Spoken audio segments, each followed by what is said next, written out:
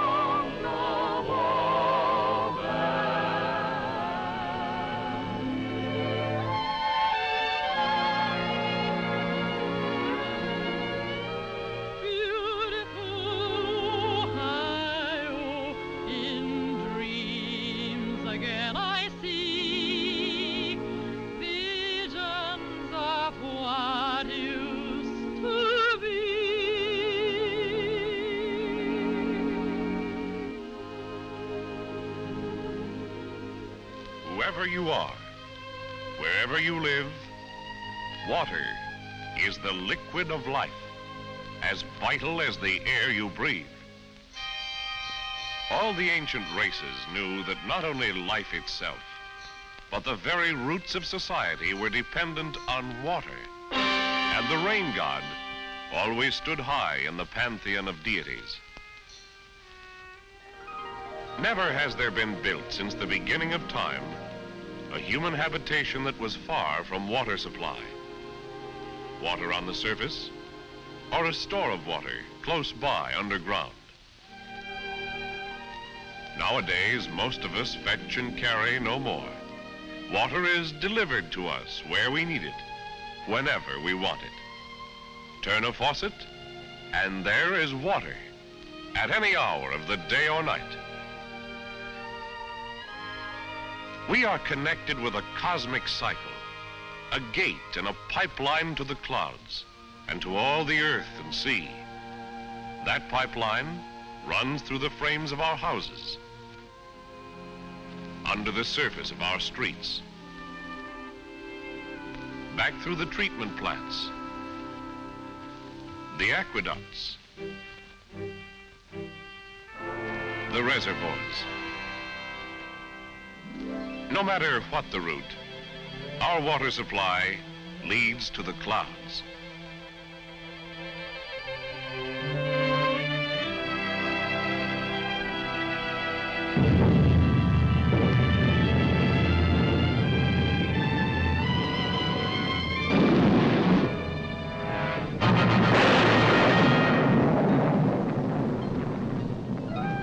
When a raindrop strikes the earth, it either runs off into pools or surface streams,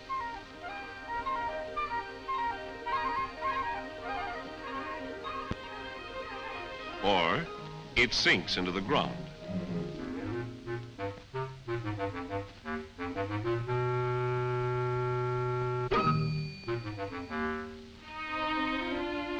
The water that gets deep into the ground stores up as a subterranean treasure, sometimes moving out like an unseen river to surface as a spring, feed a stream, and run to the sea.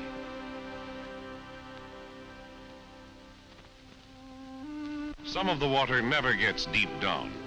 It is taken up by plant roots. The plants use the water and pass it along into the sky.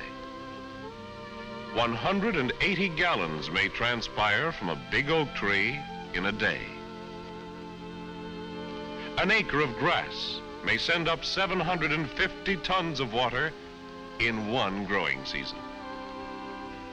Evaporation can lower the surface of a lake 6 or 8 feet within a few months.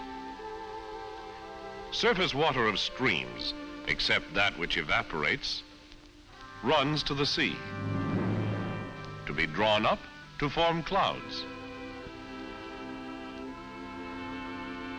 This is the cycle of water by which all life survives, the cycle which we tap by different methods according to our location.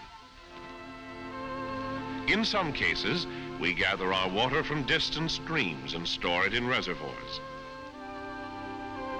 Or we take it from rivers and lakes direct. Or we pump it out of the ground. We dig and build vast installations that are the wonders of the modern world, the oaken buckets of this age. Through a bountiful natural cycle and the wonders of engineering, we have come to take for granted an abundance of water.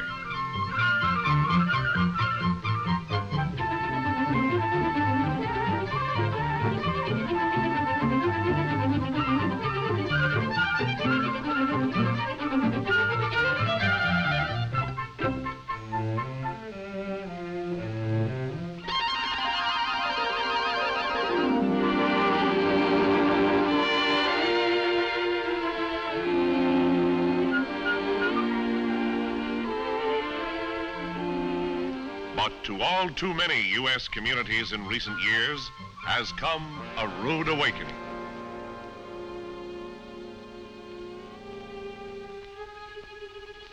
This will be the 53rd day without rain.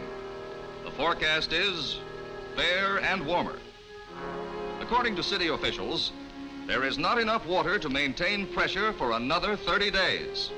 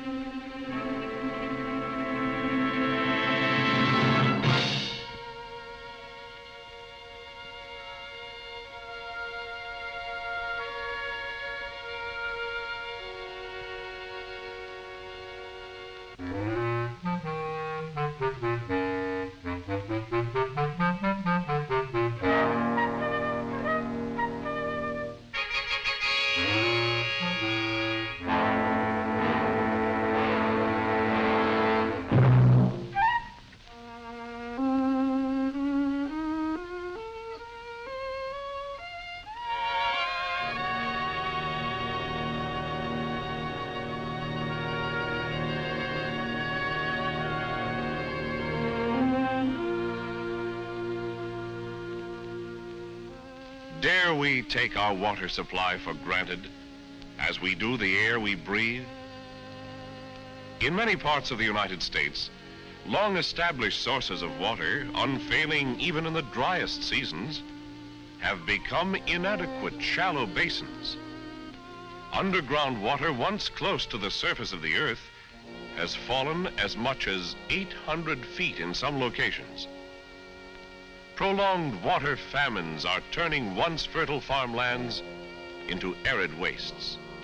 How in this great age could we ever run short of water? What is happening to the nation's water supply? First of all, it takes a lot of water to live the way we like to in this day and age. Around 200 gallons per person every day. Every day, families who once got along with a well or a cistern are being provided with running water. Gone are the days when plumbing was a luxury. All of us need more water than we did 60 years ago. We are cleaner than we used to be. But that isn't all. The fact is, there are more and more of us every year. Yes, America is still growing, and as we grow, so does our need for more water. We have drawn heavily on our water supplies to advance our standard of living, to banish the drudgery of the kitchen.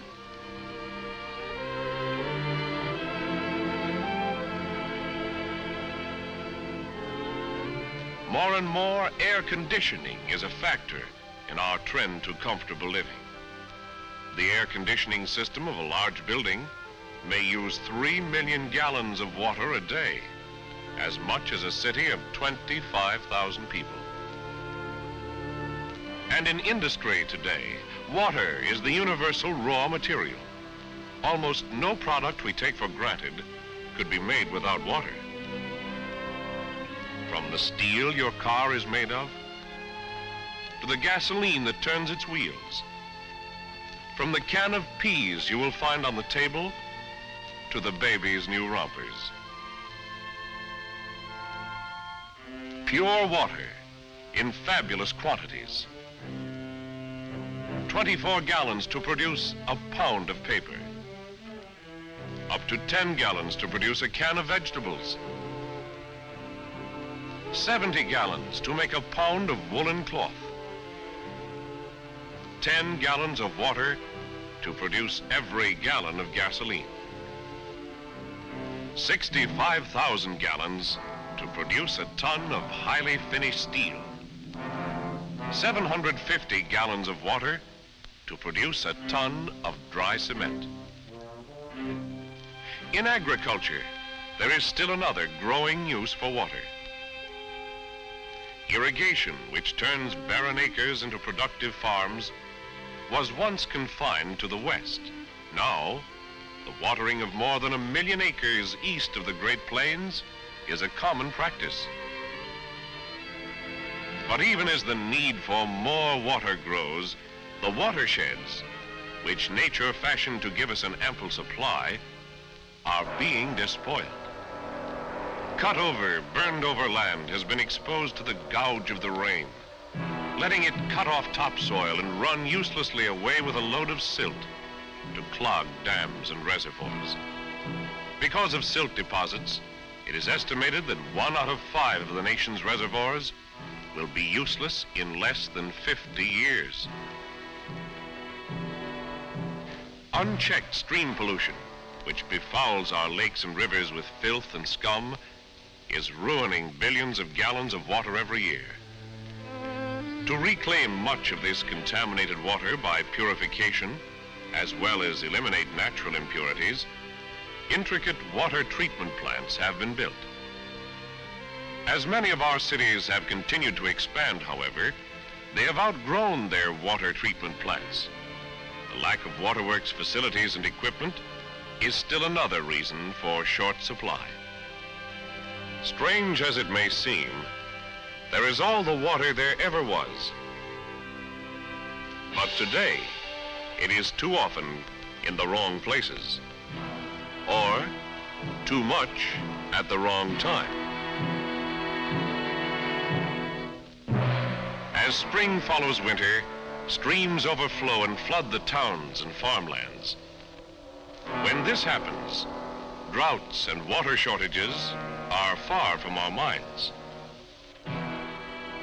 But in flood or famine, the basic need still remains: well-distributed supplies of usable water.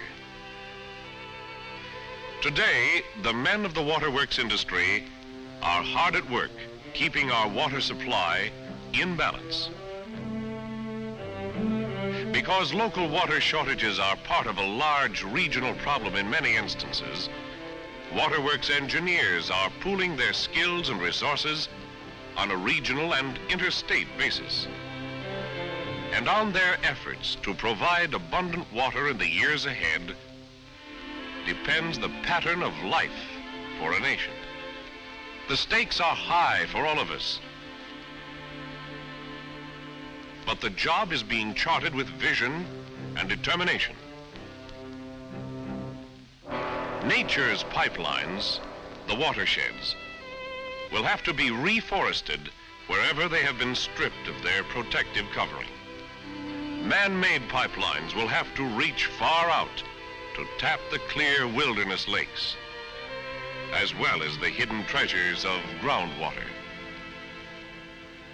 Reservoirs must be built to meet future growth, to harness the fury of floodwaters, to ensure against future water shortages, to raise the level of water tables. Purified wastewater will have to be returned underground. New techniques for controlling the weather are being tried. When conditions are right, rain is made to fall by seeding clouds with dry ice or silver iodide. There are experiments underway to tap the vast expanse of the sea and remove its salt economically. But to provide enough water is only part of the job ahead, for our water must be safe and palatable as well. In all nature, there is no such thing as really pure water. Even rain collects particles and gases as it comes down. No matter what it once held, by the time it gets into our homes, it must be free from harmful impurities. It must measure up to federal, state, and local standards. Different types of contamination call for different treatment methods, which include flocculation, clarification, filtration, disinfection. What does this mean? It means a better, safer drink of water for you. Your drink of water may be processed in a complex plant like this. The water, not fit to use as it is, water with impurities, is pumped in here. On its way to the preliminary settling basin, chlorine or other chemicals may be added to the raw water to start the purification process. Here, the coarser particles settle out. The water continues on, flowing to the mixing chamber. Coagulants are mixed with the water to speed the settling of fine particles. In the flocculating basin, the chemicals coagulate, entangling sediment and forming clumps. The water containing these clumps is clarified by settling. The accumulated sediment is scraped into the drain. The water at the top of the basin flows onto the sand filter, where the removal of sediment, treatment chemicals, and bacteria is completed. As the water leaves the sand filter, it is almost as pure as when it left the clouds. To eliminate any remaining bacteria, minute quantities of chlorine or other purifying agents are added. Finally, safe, palatable water is pumped to the mains and reservoirs. From the treatment plant, there is still the big job of getting it to our streets and homes.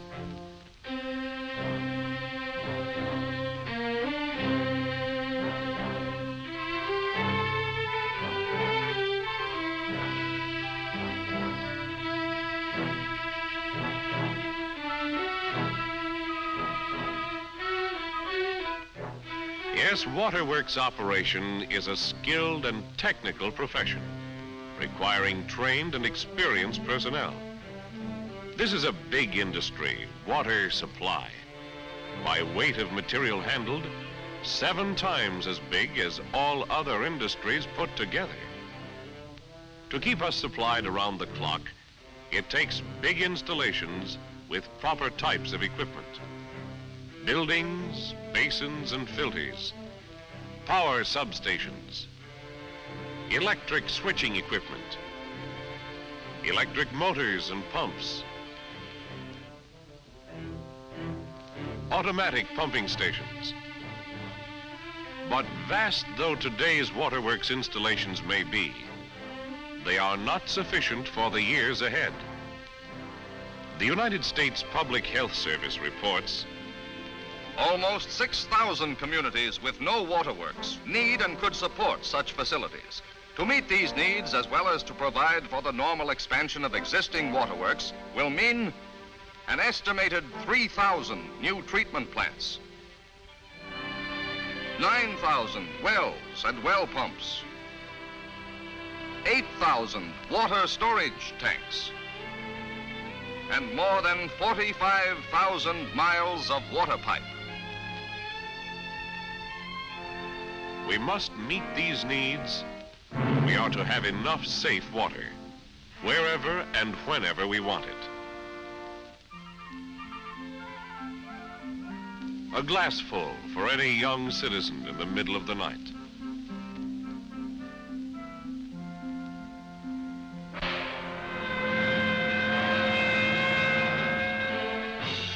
$50,000 gallons on short notice to fight a fire.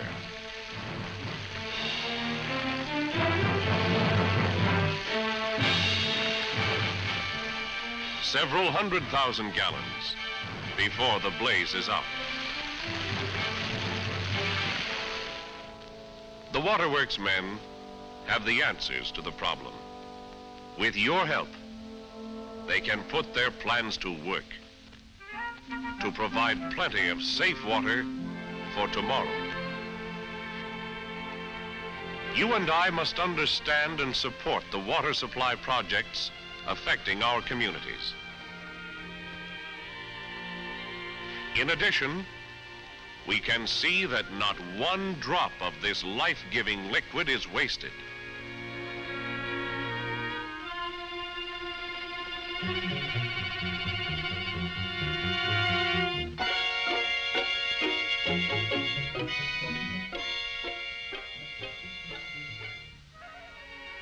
The health and happiness of our communities will be determined by how well we meet the needs for safe, abundant water.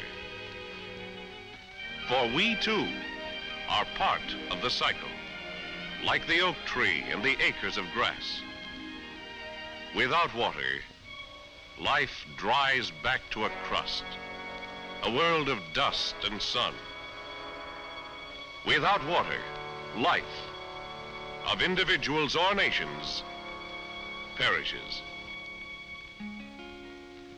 All day I face the barren waste without the taste of water. Cool water.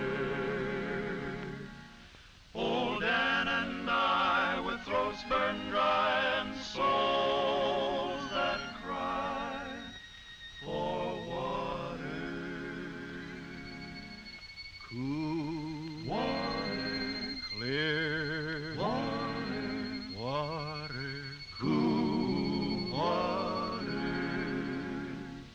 Dan's feet are sore, he's yearning for just one thing more than water. Cool water. Like me, I guess, he longs to rest where there's no quest for water. Cool water, clear water, water, cool water.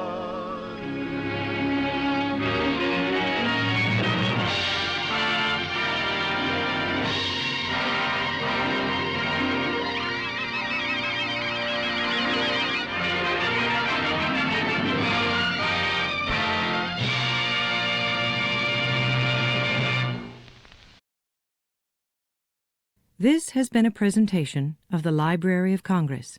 Visit us at loc.gov.